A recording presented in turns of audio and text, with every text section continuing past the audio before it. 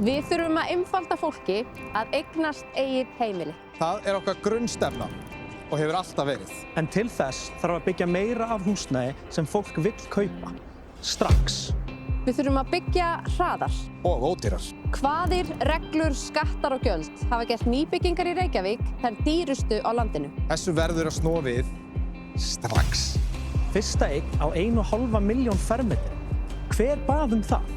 Takmarkanir á bílastæðafjölda. Hver bað um það? Dimmar íbúðir í þröngum hverfum. Baðst þú um það?